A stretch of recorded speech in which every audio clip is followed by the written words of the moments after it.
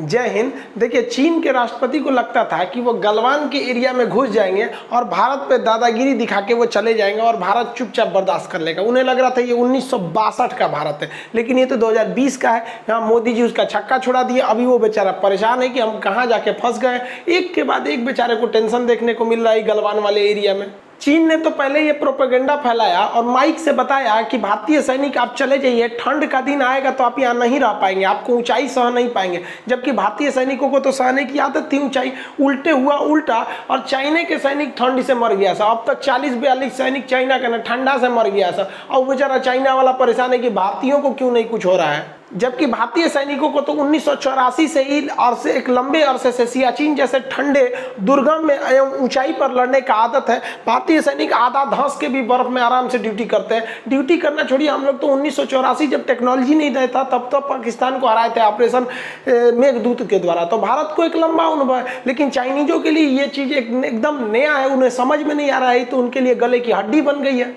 Chinese सब का ये हाल हो गया है कि अपने साथ एगो सियार लेके घूम रहा है, सब आगे सियार को चला रहा है कि कहीं बर्फ बर्फ होगा तो सियार धंस जाएगा, हम लोग बच जाएंगे। बताइए, इतना डर गया सब। चाइनीजों में ये डर खत्म करने के लिए चाइना की सेना ने आदेश दिया है कि सुबह दोपहर शाम 3 टाइम अपना राष्ट्रीय गान गाओ, चाओ माओ जो गाता है सब, ताकि थोड़ा उत्साह बढ़े। और भारतीयों को देखो कैसे डट के खड़े हैं, सो आधा बर्फ में धंस के, सो सियार लेके घूम रहा है। इन लोग को समझ में नहीं आ रहा, इनका प्रोपेगेंडा अब चलेगा भारत के ऊपर।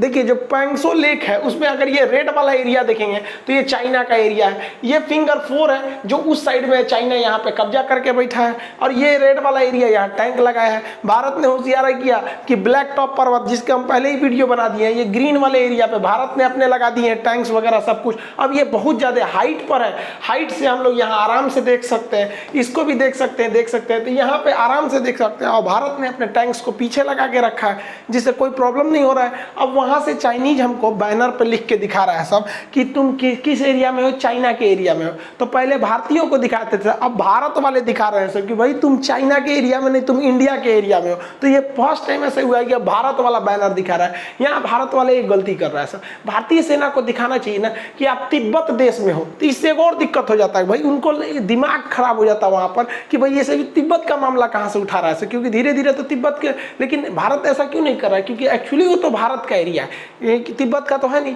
तो भारत ने तो वहाँ तिब्बतीय फौज को भी लगा दिया था वहाँ पर। अब ये जो झील है, चाइना ने इस झील में टैंक्स लगाने चालू किए। कोई ऐसे टैंक होते हैं, एम्फीबियन टैंक कहा जाता है, ये पानी में भी चल जाते हैं, जमीन पे भी चल जाते हैं। तो भारत ने भी यहाँ पे एम्फीबियन टैंक उतार दिया। इससे खतरनाक चाइना का बुखार उतारने के लिए भारत ने मार्कोव्स कमांडो को लगा दिया। अरे भाई साहब, ये कमांडो इतने खतरनाक होते हैं कि अपने साथ ये ऑक्सीजन सिलेंडर वगैरह सब रखे रहता है सर। ये पानी के अंदर चला जाता है सर। भारत के पास कई तरह के कमांडो है, जैसे आर्मी के पास NSG कमांडो है सब, और पारा कमांडो है सब, एयरफोर्स के पास गरुड़ कमांडो है सब, और नेवी के पास मार्कोव्स कमांडो है सब। ये पानी में, ठंड में, जंगल में, गुरिल्ला लड़ाई में पूरे मजे खिलाड़ी होते हैं सब। पानी में से कब निकलता है सब पता नहीं चलता है। अब चाइनीज सैनिकों को यहाँ ड्यूटी करने में डर लग रहा है कि पानी तो शांत है, और कब इस शांत पानी में से भूत निकलेगा सब, कोई ठीक नहीं है, भूत बना के चला जाएगा सब। ये मार्कोव्स वालों को अब चाइनीज परेशान है सब, वहाँ से अब भागने की कोशिश कर रहे हैं। भारत के लिए ना तोरा बढ़िया से भी समझाएंगे, तो हमारा बार बार 1962 समझ के बैठल है।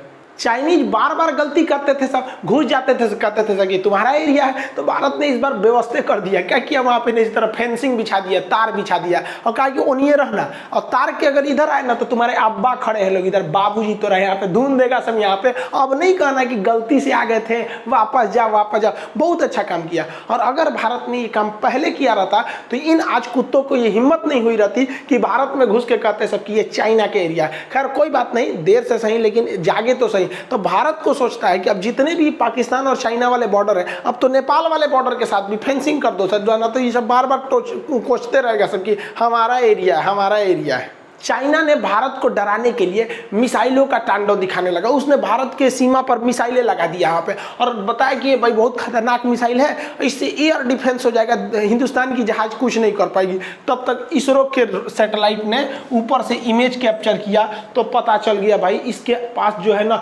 ये इसके पास रिमोट सेंसिंग सैटेलाइट है, ये इंफ्रारेड अपर्चर पे काम करता है। इसने पकड़ लिया कि भाई इसके अंदर तो खोखला है, तो अब पता चला अरे भाई साहब ये डरवाने के लिए नकली मिसाइल लगाया था। अब तो चीन का छींचा लेदर हो गया, अरे भाई साहब तू नकली मिसाइल लगाया, अब तू असली भी लगाएगा तो कोई नहीं डरने वाला है। चीन अपनी सेना को गरिया रहा है, रे चोटा कहीं का, नकलिका के बीच में कुछ कुछ असलियों तो रखला रहता, तू तो पूरा का पूरा नकली सजा के रख दिया। वैसे भी आपको जानते हैं चाइनीज सामान आधा तो नकली होता है, ऐसे जरा पेंट पॉलिश करके ओकरे बना देना रहता है ऐसा।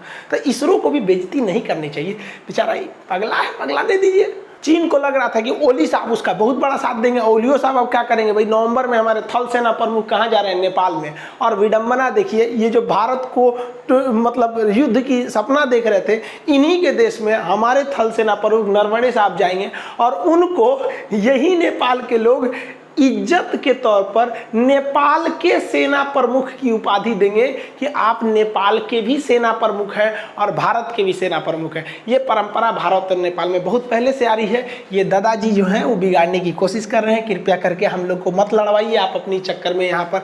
और हम लोग भी नेपाल के जो सेना प्रमुख होते हैं थापा साहब, इन लोग को हम लोग भी ऑनररी इज्जत के रूप में देते हैं कि आप भी भारत के सेना प्रमुख हैं।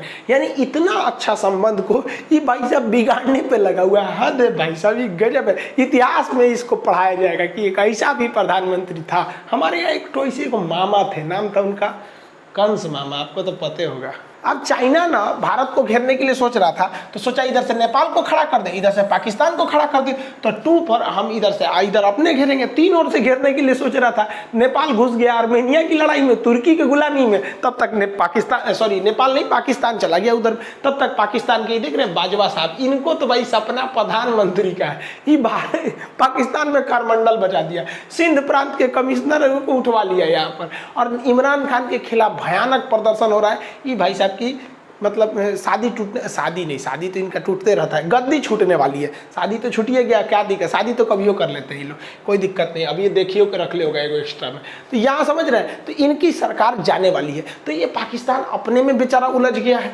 नेपाल यहाँ पे भी अब कुछ खास नहीं है। तो चाइना को लगा कि नहीं, बांग्लादेश और म्यांमार को अपनी ओर खींचो, क्योंकि ये तो दोनों हाथ से गए भैया, यहाँ पे तो चले गए, यहाँ पे कोई खास फर्क पड़ने वाला नहीं है। तो बांग्लादेश और किसको खींचने के लिए ये लोगों ने फिराक में लग गए, म्यांमार को। अब चीन के जो राष्ट्रपति थे बड़ी पोल्हा के फुसला के शेख हसीना को अपने फेवर में लिए और कहे कि हमको एगो बंदरगाह चाहिए, हमको दे दीजिए वो बंदरगाह, हम बनाएंगे उसको, और बनाने के लिए हम आपको कर्जा देंगे, कर्जा लेके बनाइएगा। तो मोदी जी बुलाए चुपे से शेख हसीना को, रे इधर आ, पगली कहीं की काहे लिए जा रही है उधर चाइना में, फंसा देगा तोरा कर्जा देके, ओकर बंदरगाह ले लेगा। देख रही है श्रीलंका का हाल हुआ। मोदी जी तुरंत इसको समझा दिए, तुरंत समझ गई, हाँ जी मोदी जी ठीक है कर। फोन करके शी जिनपिंग को कही, जाओ भगो यहाँ पे, ब्रेकअप, जाओ, तुम्हारा बंदरगाह नहीं लेंगे हम यहाँ पर। अब बंदरगाह का प्लान को कैंसिल कर दिया, कहा कि बंदरगाह ना देंगे हम। अब सोचिए अगर यहाँ चीन बंदरगाह ले लेता, और चीन जो होता है इतना खचरा होता है, वो कहेगा कि भैया हमको ब्याज दीजिए हर साल। अब चीन, पता है चीन को कि बांग्लादेश छोटा देश है, ब्याज चुका नहीं पाएगा, कर्जा नहीं दे पाएगा, तो फिर कहेंगे बंदरगाह मेरा, और जब बंदरगाह उसका हो जाएगा तो यहाँ ले आके सेना रख देगा, जैसे श्रीलंका में किया, यहाँ पर यही किया। तो शेख हसीना भगा दी, हटो, मोदी जी हमको सब समझा दिए, मोदी जी बहुत होशियार है। अब मोदी जी को भी देखिए, मोदी जी को लग गया कि हमारा तो कोरोना में इकोनॉमी चौपट हो रहा है, हम तो खुदे माइनस में जा रहे हैं, ओकरा कैसे बचाएंगे। तो मोदी जी ने जिनपिंग यहाँ जापान को आगे कर दिया, कहा कि जापान को तुम बनाओ बंदरगाह।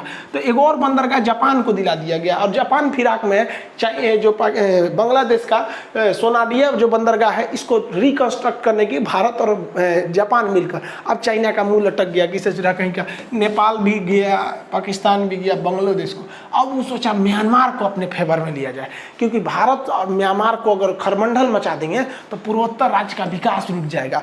तो ये क्या किया, म्यांमार की जो सबसे प्रमुख लीडर हैं आंग सान सू की को अपने बात में उलझाया, इस शी जिनपिंग यहाँ के हमारे फेवर में आ जाओ। मोदी जी फिर उठा कहेंगे आंग सान सू की हमारी बात में हम तो समझाते हैं। मोदी जी महिला उला को बड़ी अच्छा से समझा लेते हैं। वो ओली जो है ना नेपाल वाला पुरुष है ना, तो मोदी जी ओकरो समझा दिए रहते, वो भी मान गया रहा था, महिला उला को समझा लेते हैं। मोदी जी बहुत होशियार है। कहेंगे पगली कहेंगे कौन जी चाइना के फेवर में जा रही है। चाइना ने इसको पनडुब्बी देने के लिए कर रहा था, तो मोदी जी को लगा कि सोचा पनडुब्बी देगा तो फिर हथियार भी देगा, पनडुब्बियाँ खाली थोड़े चलाएगा, उसमें टारपीडो मिसाइल उसाइल लगेगा कि नहीं। तो मोदी जी समझा दिए कि हमसे ले ले, हमसे तुम भाड़ा पे ले ले। तो हद है मोदी जी को, देखो भाड़ा पे पनडुब्बी बेच दिया आदमी गजब। हम पिछले 2 महीना से चिल्ला रहे हैं मोदी जी EMI पे ब्रह्मोस मिसाइल दीजिए वियतनाम को। अब वो भी जवान सुन लेंगे, हमारा बहुत बात ही मान लिए हैं, अब कुछ बतिया नहीं माने हैं, तो भाड़ा पे दे दिए। अच्छा काम किए कि नहीं किए? बहुत अच्छा काम किए मोदी जी, भाड़ा पे पनडुब्बी दे दिए। यो सोच रहा होगा कि हद है भाई साहब, दुश्मनी ऐसे निकाला जाता है, भाड़ा पे हथियार दे दिया है। ये पनडुब्बी बड़ी खतरनाक है, इसका नाम है INS सिंधुवीर है। ये 300 मीटर नीचे जा सकती है, सोचिए इतना नीचे चली जाएगी कि किसी चीज़ की पकड़ में ही नहीं आएगी। और इसकी स्पीड लगभग 18 नॉट रहेगी, मतलब लगभग मान के चलिए 30 किलोमीटर 30 के स्पीड से चलेगी। तो पानी के अंदर 30 का स्पीड बहुत होता है, और ये 45 दिन तक अंदर ही रह सकती है, इतना खतरनाक है ये पनडुब्बी। और ये अंदर मिसाइल मार सकती है, देखिए पानी के अंदर मिसाइल मार देगी जी। ससुरा यहाँ पे अब भारत में किसको भाड़ा पे दे दिया? म्यांमार को दे दिया। तो भाड़ा पे दिया है तो पैसा भी आएगा। अब भाई मिसाइलवा भारत से ना खरीदेगा, इसको दूसर का मिसाइल में लगबे नहीं करेगा। अब आप कहेंगे दूसरा का चीज़ दूसर में लगेगा। यहाँ पे अब मान लीजिए इसे आईफोन का मोबाइल लेते हैं, मैं कहिएगा सैमसंग का चार्जर घुसबे नहीं करेगा भाई, जिसका लिए है उसी का ना चलेगा। इसमें मिसाइल के अलावा इसमें तारपीडो भी लगाए जाएंगे। भाई तारपीडो किसे कहते हैं? मिसाइल तो बाहर निकल के मारती है, तारपीडो पनडुब्बी के अंदर मार देती है, अंदर जाके दूसरे जहाज का पेंदी फोड़ देती है, डूब जाता है। तो म्यांमार को ये भी दे दिया गया। पनडुब्बियाँ जो होती है ना पेरिस्कोप की मदद से बाहर देख लेती है सब। जैसे ये दिख रहे हैं पनडुब्बी के अंदर का, ये पेरिस्कोप से भाई देख रहा है, ये पेरिस्कोप थोड़ा सा बाहर निकला रहता है और बाहर से देख के दुश्मन की जहाज़ों पे निशाना लगाकर और तारपीडो से हमला कर दिया जाता है। इसका सबसे भयानक उपयोग किया था द्वितीय विश्व युद्ध में हिटलर ने। अमेरिका की तो ज़्यादातर जहाज़ों को ध्वस्त कर दिया था, इतना भयानक ध्वस्त किया था कि अमेरिका ने आदेश दिया था कि सारी जहाज़ें ग्रुप में चले सब, नहीं तो मार के गिरा दे रहा है। तो अब वो ग्रुप में खोज के मार के गिरा देता था कि कौन मेन जहाज है, जर्मनी मार के गिरा देता था। तो पनडुब्बियों को हम साइलेंट किलर के नाम से जानते हैं, लेकिन इसकी खराबी क्या होती है? इसमें जगह बहुत कम होता है। देखिए कितना कंजस्टेड है, ये हरा रंग का देख रहे हैं ना, ये मिसाइल है, यही तारपीडो है, पानी के अंदर चलता है। ये भी तारपीडो है, ये सब तारपीडो है। तो उसके बीच में खाली जगह है, भाई लोग योगा कर रहे हैं, जरूरी है आप लोग स्वस्थ रहने के लिए, क्योंकि पानी के अंदर रहते हैं। आप देखेंगे कितना कंजस्टेड एरिया रहता है, इसमें बेचारे सोए रहते हैं सब फौजी। यहाँ पे इतना कंजस्टेड एरिया में पनडुब्बी में सोए रहते हैं। अगर आप ध्यान से देखेंगे तो ये लोग डाइनिंग टेबल पे खाना खा रहे हैं, लेकिन ऊपर देखिए यहाँ पर ये सब देख रहे हैं ऑपरेशन थिएटर है। इसी पर अगर किसी फौजी की तबीयत खराब होती है तो इसी पे भी लेटा कर उसे मतलब ऑपरेशन वगैरह जो भी करना होता है करते हैं, उसी पे ये लोग खाना खाते हैं। इतना कंजस्टेड जगह होता है, अतः इसको बनाना बहुत कंजस्टेड होता है, बहुत बड़ी टेक्नोलॉजी चाहिए। तो भारत फ्रांस की मदद से भी अभी और कई ठो स्कॉर्पियन क्लास की पनडुब्बियों को बना रहा है। हालांकि जब पनडुब्बी का अलग से वीडियो बताएंगे तो उसमें बताएंगे किलो क्लास की पनडुब्बी, स्कॉर्पियन पनडुब्बी, डीजल इलेक्ट्रॉनिक पनडुब्बियों में क्या अंतर होते हैं और कैसे काम करते हैं। देखिए कितना कंजस्टेड रहेगा, आगे तारपीडो रहेगा, इधर से मिसाइल रहते हैं सर, इसे कई कंपार्टमेंट बनाए जाते हैं, बहुत ही कंजस्टेड रहता है, पीछे प्रोपेलर होते हैं, ये सारी चीज़ें बहुत ही ज़्यादा कंजस्टेड हो जाती हैं। तो भारत के पास ये टेक्नोलॉजी है। अब भारत के पास एक ये भी तो मौका है कि दूसरे देशों को भी अब भारत पनडुब्बियों को बेच सकता है, लीज पे भी दे सकता है, ताकि चाइना के दुश्मनों को समझ में आए। तो भारत को ये सब काम और भी करना चाहिए आसियान देशों के साथ, खास करके फिलीपीन, सिंगापुर या फिर वियतनाम, ताइवान के साथ भी ऐसे डील्स को करना चाहिए।